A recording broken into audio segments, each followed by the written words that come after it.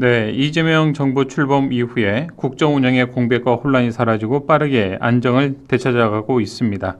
이 대통령의 독특한 일처리 방식도 주목을 받고 있는데요. 파격적인 행보 가운데 특히 국민 추천제로 장차관 그리고 공공기관장을 선출하는 시도도 주목받고 있습니다. 자, 그런가 하면 윤석열 전 대통령은 지난 10일 경찰의 특별수사단의 2차 출석 요구에는 응하지 않은 채 반바지 차림으로 경호원 들고 활보하는 모습이 좀 노출되면서 논란이 되고 있는데요. 자, 오늘 이슈판에서는 더불어민주당 박주민 의원과 함께 새 정부의 국정 운영 방식 그리고 내란, 김건희 특검 등에 대한 이야기 나눠보도록 하겠습니다. 박주민 의원 연결돼 있습니다. 의원님 안녕하십니까? 네, 안녕하세요. 네. 자, 최근에 한국갤럽이 실시한 조사를 보면은 국민 10명 가운데 7명 정도는 이 대통령이 앞으로 5년 동안 정말 직무수행을 잘할 것이다. 긍정적인 평가를 했습니다.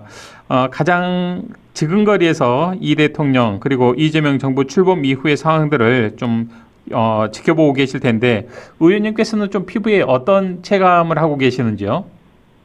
일단 빠른 속도로 안정을 좀 되찾고 있는 것 같아요. 그동안 6개월 이상 사실상 국정이 공백이었다 이렇게 평가를 받았지 않습니까? 그렇죠. 그런데 그런 기간이 있었나 싶을 정도로 많은 분들이 빠른 속도로 안정감을 찾고 있는 것 같고요. 대통령님이 이제 일을 하신 지가 대략 한 10일 정도 됐는데 마치 1년 이상 된 것 같다고 얘기하시는 분들도 많아요. 예. 그만큼 이제 많은 메시지, 많은 그렇죠. 홍보, 또 많은 어떤 현장 방문 이런 것들을 하고 계시기 때문에 그런데 진짜 그 일이라면 뭐 진짜 누구보다도 열심히 하시는 분이라서 아마 국민분들께서 항상 대통령의 모습을 볼 수 있고 항상 대통령이 옆에 있는 것 같은 느낌을 받으시게 될 겁니다. 네.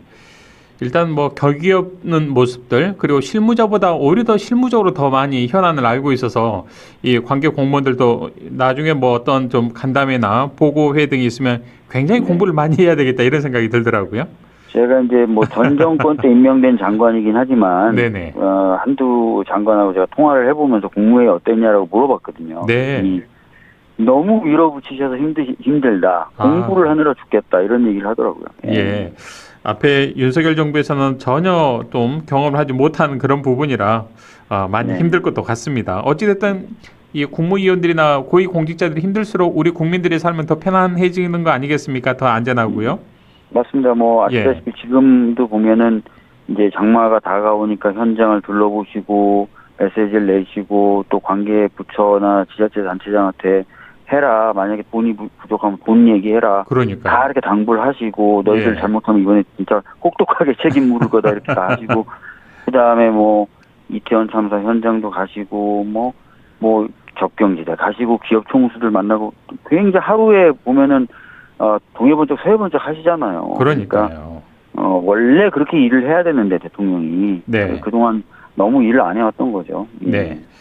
자, 치유모 말씀하신 것처럼 10일 정도밖에 되지 않았습니다만 이 대통령의 독특한 이 일처리 방식, 굉장히 추진력 있는 일처리 방식이 큰 인기를 끌고 있는데 그 행보 가운데 하나가 바로 국민들의 추천을 받아서 장차관도 그렇고 주요 공공기관장을 좀 선임해보겠다, 선출하겠다라는 시도이지 않을까 싶습니다. 네. 우리 의원님께서는 이 시도 어떻게 지켜보십니까? 그러니까 뭐 많은 분들이 뭐 파퓰리즘이다 막 이렇게 얘기를 하시는데 이게 사실은 뭐 국민분들에게 추천 기회와 권한을 드리는 거지 않습니까? 어차피 결정은 인사검증과 이제 대통령이 하는 것이고요. 예. 다양한 인재들이 추천될 수 있으면 좋지요. 뭐 어떤 분은 또 이렇게도 얘기하더라고요. 아니 인재를 발굴할 능력이 없어서 그런 거 아니냐 이렇게 얘기하는데 전혀 그렇지 않고요. 국민들이 이 정부에 참여한다 이런 거고 두 번째는 국민들이 그래도 추천했던 어떤 장관들이 아마 인재풀로 가졌던 인물들과 중첩되는 경우가 되게 많을 거예요, 그죠? 그러니까요. 어찌됐든 그래서 보다 이런 사람들이 이 풀 중에서는 또 국민적 평가를 받는구나라는 새로운 각도에서 어떤 조망할 수도 있는 기회를 또 정부 측에서 받게 되는 것이고요. 그래서 국민분들에게는 참여의 기회를 그다음에 인사권자에게는 새로운 각도로 보게 하는 그런 기회를 주는 것으로 대단히 신선하고 좋은 기획이라고 생각합니다. 그러니까요. 대통령이 당선된 이후에 역관제라고 그러죠. 당선된 지 바로바로 임명하면 그보다 더 손쉬울 일이 뭐가 있겠습니까? 또 그렇게 당연히 할 수도 있었겠지요. 하지만 국민들로부터 의견도 구하고 서로 교집합이 되는 그런 유능한 인재를 발탁해서 좀 쓰겠다 이런 취지가 깔려 있는 거 아니겠습니까? 거기다가 사실은 네. 이제 이번 정부가 해야 될 일이 되게 많고 특히 그럼요. 이제 예. 어렵고 힘든 일들이 굉장히 많거든요. 이럴 네. 때일수록 국민들의 관심과 참여, 지지가 굉장히 필요합니다. 예. 그러니까 이렇게 자꾸 국민들과 소통하고 국민들 말씀 듣고 이러해서 국민들이 정치와 특히 정부가 하는 일에 관심이 높아지면 네. 그게 또 개혁의 동력이 되기도 하거든요. 그럼요. 일석삼조의 예. 좋은 일이다 이렇게 보시면 될 것 같습니다. 네. 자, 이제 이렇게 많은 주요 자리를 국민들의 또 추천을 받아서 인사 검증도 하고 이런 절차를 거치고 있는데 일단은 청와대 이제 관련되는 수석 임명 과정에서 오광수 민정수석이 이제 결국 사의를 좀 표하지 않았습니까? 네. 임명 당시에 뭐 민주당 내에서도 또 조국 혁신당 내에서도 굉장히 또 우려의 목소리가 나왔던 것으로 네. 제가 기억을 하는데 결국에는 좀 낙마를 했습니다. 첫 번째 낙마인데 네. 본인 스스로도 새 정부에 또 이 부담을 줄 수 없다는 이유로 물러났는데 이번 네. 민정수석의 인사 과정 그리고 그 사의까지 표명한 이 과정 우리 의원님께서는 어떻게 지켜보셨습니까? 아무래도 이제 인수위가 없이 출범을 했고요. 그다음에 조속히 이제 된 인사다 보니까 아까 말씀하셨던 그런 아쉬운 점이 남는 건데 어떤 현실적인 어떤 그런 상황도 있었다는 점을 이해해 주셨으면 좋겠고. 네. 그리고 이제 대부분의 이제 우리 당 지지자나 조국혁신당 쪽 지지자분들이 걱정하셨던 건 혹시나 검찰 개혁, 뭐 직접 이제 드랍을 했던 그런 이유보다는 검찰 개혁에 도움이 안 되거나 오히려 방해가 되지 않을까라는 그런 측면의 우려 아니었겠습니까? 그럼요. 근데 사실 그 부분은 제가 이제 다른 매체하고도 인터뷰하면서 여러 차례 말씀을 드렸는데 검찰 개혁은 법으로 하는 거다 보니까요. 법률 개정. 네. 그리고 국회 파트너라고 하는 법무부가 하는 것이고 민정수석은 대통령의 어떻게 보면 비서죠. 그래서 대통령의 의지가 강하면 또 뭔가 자기 목소리를 낼 수 있는 구조는 아니고 그러니까 검찰 개혁이란 파트에 있어서는 사실은 그렇게 크게 걱정할 부분은 없었다. 민정수석이 관여할 부분이 그렇게 크지는 않지 않겠습니까? 검찰 개혁 관련돼서는 그 파트에 있군요. 그렇죠. 과거에 예. 문재인 정부 시절에 조국 수석이 목소리가 나올 수밖에 없었던 건 그 당시는 국회에서 어떤 안을 갖고 있지 못했어요. 예. 그러다 보니까 이제 각 국가기관을 조율하면서 안 자체가 이제 정부 쪽에서 마련되는 과정이기 때문에 목소리가 나왔던 건데 지금은 저희가 거의 몇 년 동안 논의하고 숙성시켰던 검찰개혁 안이 있기 때문에 예. 그때하고 상황이 다르거든요. 그래서 제가 이제 검찰개혁 관련된 우려의 부분에 대해서는 그렇게 걱정하실 필요 없다고 말씀드렸던 거고 예. 인사 검증에서 좀 아쉬웠던 부분은 이제 본인이 부담을 더 뭔가 지우기 어렵다, 힘들다는 이유로 이제 자진 사퇴하게 됐고 이런 과정이었다고 봅니다. 예. 네. 그럼에도 불구하고 인사를 좀 강행하지 않고 바로 드랍을 하고 또 국민들의 여론도 좀 수렴하는 이런 모습들이 굉장히 또 한편으로 긍정적인 평가를 받고 있습니다. 이재명 대통령이요. 그렇죠. 끝까지 밀고 나갈 수도 있었을 터인데. 초기에 인기가 높을 텐데. 예. 그럼에도 불구하고 유연하게 지금 대응하고 있다는 평가가 나오고 있는 거죠. 네. 자, 기왕 인사 문제를 좀 우리가 논하고 있으니까요. 김민석 국무총리 후보자에 대해서 이런저런 문제들이 좀 국민의힘 쪽에서 제기가 되고 있는데 국무총리로 임명된 데는 큰 걸림돌이 되지 않지 않겠는가 이런 관측도 있던데 의원님께서는 어떻게 보시는지요? 지금 여러 가지 의혹들을 제기하고 있고 그중에 네. 일부 의혹에 대해서는 정치자금법 위반이 아니냐라는 의혹을 그게 제기하고 좀 논쟁이 있는데 붙었죠. 예. 본인이 이제부터 하루에 한 가지씩 차분하게 해명을 하겠다고 지금 하고 있기 그렇더라고요. 때문에 예. 지켜보시면 될 것 같고 아시다시피 그렇게 막 재산을 불리려고 했던 그런 분은 아니지 않습니까? 재산이 그래서 꼴랑 지금 2억 원 정도 있는 것으로 좀 그렇습니다. 그래서 한번 이제 확인됐죠. 해명을 보시면서 예. 판단하시면 될 것 같아요. 알겠습니다. 국민의힘도 국민의힘이지만 우리 국민들이 건전한 상식을 가지고 한번 지켜봤으면 바람이고요. 네. 자, 12.3 내란 사태 이후 이재명 정부가 들어서기까지 무려 184일을 우리 국민들은 고통 속에 보냈습니다. 자, 이러는 사이에 윤석열 정부에서는 무려 62개의 공공기관장을 임명한 것으로 파악이 됐는데 이른바 네. 좀 알박기 인사다라는 비판을 받고 있지 않습니까? 이런 그렇죠. 부분들은 인사를 인정해줘야 될지 말아야 될지 참 애매합니다. 어떻게 보십니까? 지금 현행법상으로는 그런 예. 식의 인사를 막을 수 있는 방법이 없죠. 일단 임명이 돼버렸으니까요. 그렇죠. 그래서 사실은 과거에 보면은 그런 어떤 임명되는 자리에 경우에는 대통령이 여러 가지 이유로 그만두게 되면 같이 좀 그만두는 그런 임기를 조정하는 법안을 좀 해보자라는 논의가 좀 있었지만 그런 제도 개선은 아직 이루어지지 않았습니다. 네. 그래서 이제 그런 부분에 있어서는 저희가 이제 어떻게 보면 어느 정도는 안타깝고 답답하지만 좀 안고 가야 되는데 이분들이 이제 사실은 이제 어떤 역할을 하느냐, 제대로 역할을 하느냐, 또 이런 게 또 더 중요하지 않겠습니까? 그래서 이분들이 제대로 일을 할 수 있도록 또 국회 차원에서 예. 감시 기능이 있잖아요. 그러니까 열심히 감시하고 체근하고 이렇게 해야 될 것 같습니다. 예. 일시에 뭐 다시 해촉하거나 해임하거나 이럴 상황은 지금 아닌 거고 일단 이분들이 그렇죠. 기관장으로서 직분에 성실하게 충실하게 좀 임무 수행을 하는지에 대해서 꼼꼼하게 감시하셔야 될 것 같습니다. 국회 그래야 될 것 차원에서요. 같습니다. 예, 알겠습니다. 또 이분들을 또 해임하는 이런 과정들을 거치면 굉장히 또 나라가 혼란스럽지 않겠습니까? 과거에 한편에서는 몇 번 저희들이 그런 사례들이 있었기 경험을 때문에 해봤지 않습니까? 그럼요. 그래서 뭐 이분들이 스스로 뭐 여러 가지 이유로 나가지 않는 한은 그렇지 않는 이상 아까 말씀드렸던 대로 예, 저희가 제대로 자신의 역할을 그럼요, 할 수 그럼요. 있도록 하도록 예. 감시하고 체근하는 역할을 잘 해야 될 것 같습니다. 국회에는 국정감사 권한이 있지 않겠습니까? 맞습니다. 예. 예. 자, 새 정부 출범 이후에 여러 변화들 가운데 좀 주요한 변화들 한 가지 좀 짚어보죠.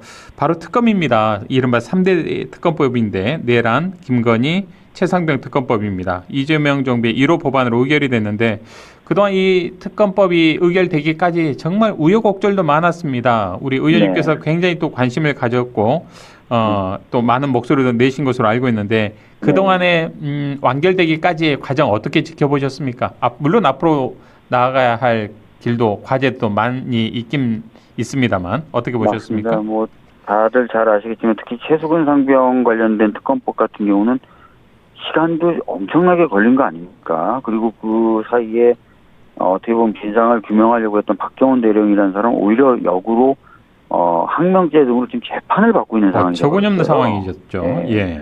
그동안 여러 차례 이제 법을 내고 통과시키려고 했는데 계속 거부권을 윤석열 전 대통령이 행사하다 보니까 이렇게 됐는데 네.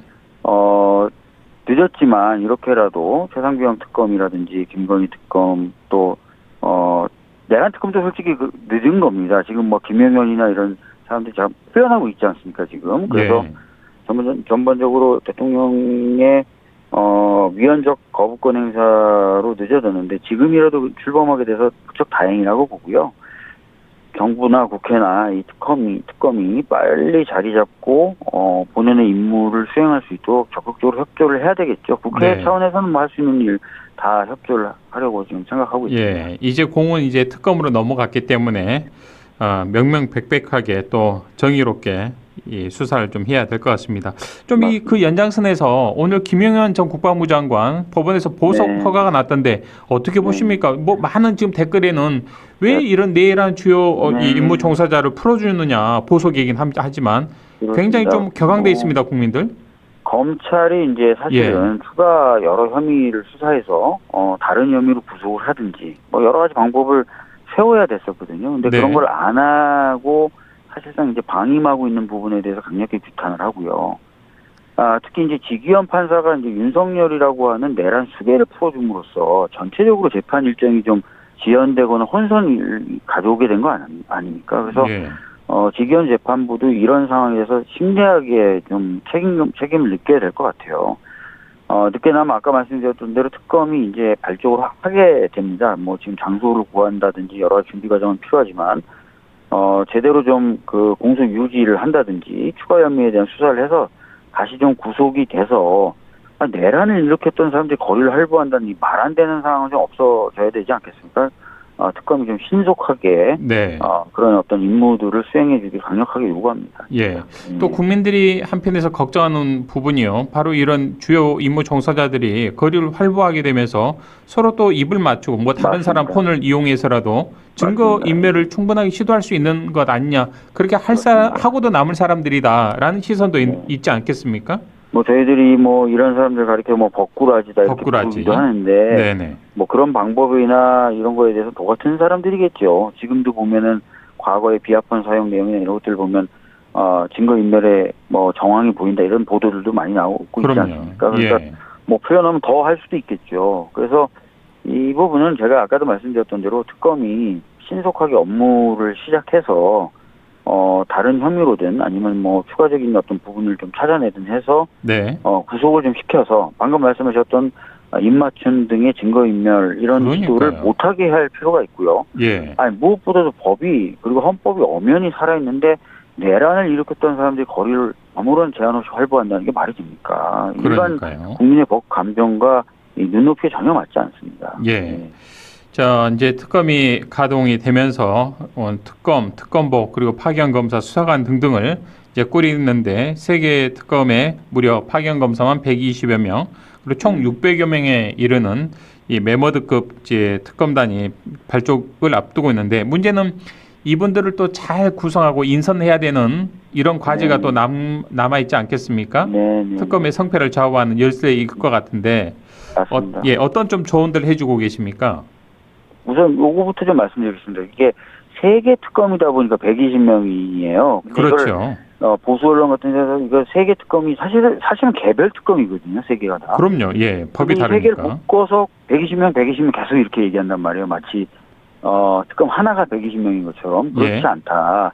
각 개별 특검이고 각 개별 특검은 각 특검별로 수사 대상이 다 다릅니다. 그렇죠. 이렇게 보셔야 될 것 같고. 예. 그리고 메머드급이긴 하지만 특검이 일단 가동되면 다른 수사기관에서 수사하던 게 멈추면서 흡수가 되기 때문에 특검으로 예. 다른 수사기관에서 수사하던 인력은 다른 수사를 할 수 있게 돌아갑니다. 그러니까 뭔가 뭐 굉장히 중첩되게 많은 인원을 동원하는 것처럼 인식하실 필요는 없을 것 같아요. 그 점은 네. 좀 시민분들이나 국민분들이 이해해 주셨으면 좋겠고요. 잠깐만요, 의원님. 기존에 네네. 그럼 수사했던 모든 수사 자료는 다 특검으로 이관이 되는 네, 거죠? 이관이 됩니다. 이관이 예, 되는 예. 거고. 일관되게 그러면 이제 이제, 조사가 이루어지는 거고요. 검찰에서 그거 담당하던 사람 딴 수사하면 돼요. 예, 자기가 네, 기존에 그거- 하던 수사하면 되는 것이고. 그렇죠.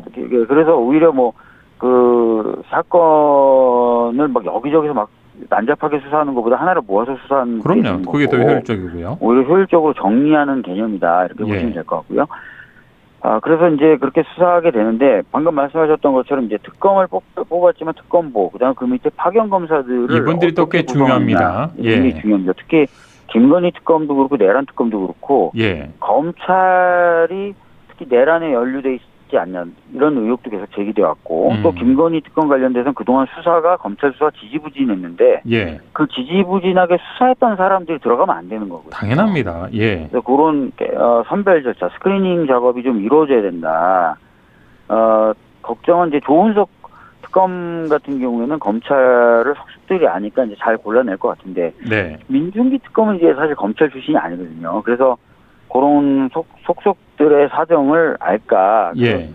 특히 민중기 특검은 좀 여러 가지 경로로 세평수집이나 이런 것들 좀 열심히 하셔서 예. 잘 골라서 파견을 받았으면 좋겠다. 이런 민특검은 말씀을 이 법관 출신이시죠? 그렇죠. 맞습니다. 예. 우리 의원님께서도 좀 이런저런 조언도 많이 해주시면 좋겠습니다. 네네. 또 법사위 활동도 네. 예전에 또 활동하신 그런 경험들이 있기 때문에요. 네. 자, 어찌됐든 이 세 가지 특검법에 교집합에 해당되는 주인공 딱 2명 있지 않겠습니까? 상식적으로 네, 봤을 네. 때요. 맞습니다. 이 부분에 대해서 좀 제대로 수사가 될 것으로 당연히 전망하고 계시겠죠? 특검에서는요. 네, 뭐 예. 일단은 뭐 내란 특검의 경우에는 뭐 청문회, 헌재 결정 과정 뭐 등등등을 통해서 어느 정도 가닥이 좀 잡혀 있기 때문에 그거는 이제 확실하게 좀 수사가 될 것 같고요. 김건희 특검도 사실 도이치모터스 주가 조작 사건 같은 경우는 이미 공보면 다 대법원에서 확정 판결까지 나왔어요. 그리고 그 판결문에 보면 김건희 씨 계좌 뭐 이런 것들이 다 정리돼서 써 있거든요. 예. 그러니까 사실은 그러니까 하면 되는 건데 안 해왔던 거라서 잘 되리라 봅니다. 예. 네. 이것도 뭐 수사하는 데는 큰 어려움은 없을 것 같습니다. 이미 좀 답안지도 나와 있기 때문에요. 네, 뭐 예. 아무래도 뭐 열심히 하실 테고 예. 이미 나와 있는 것도 있으니까. 그러니까요.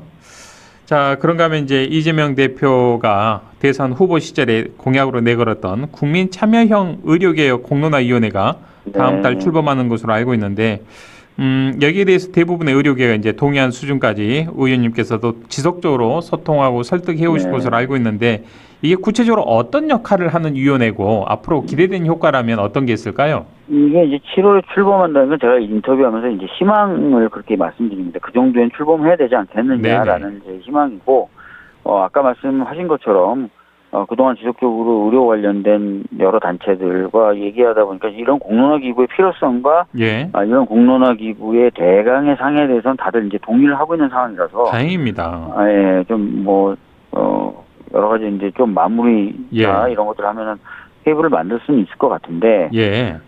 사실 그동안 이제 의료 개혁이든 어떤 개혁이든 이해 당사자들이 많은 경우에도 불구하고 여러 가지 소통을 안 하고 밀어붙이기식으로 된 경우들이 있어 왔고, 특히 이번에 의대 정원 2,000명 증원의 경우에는 합리적인 근거도 지금 되지 못하는 상황이었잖아요. 그럼요. 그러다 보니까 이제 개혁을 하다가 오히려 지금 다 후퇴하고 있는 선을 넘어서 아직까지도 혼란이 유지되고 있는 상황인데, 그렇습니다. 그런 것들을 반복하지 않으려면 소통을 하면서 얘기를 들어가면서 할 필요가 있고, 그런 차원에서 이제 이 제안을 말씀드린 거고, 그래서 이런 특위가 만들어지게 되면 그동안 논의되었던 의료개혁 관련된 얘기들을 포함해서 앞으로 가야 될 여러 주제들에 대해서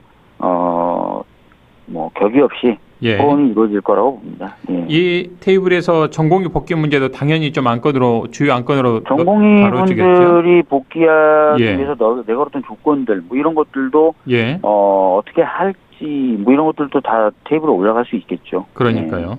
좀 새로운 정부가 출범했으니까요. 우리 의료계에서도 좀 전향적인 입장에서 일단 의대 정원 2천여 명 정도는 올해 입시에서는 뽑지 않기로 일단은 결정을 했기 때문에 좀 더 전향적인 태도 변화가 있었으면 좋겠습니다. 하루빨리 좀 의료 현장으로 다시 복귀를 했으면 하는 바람이고요.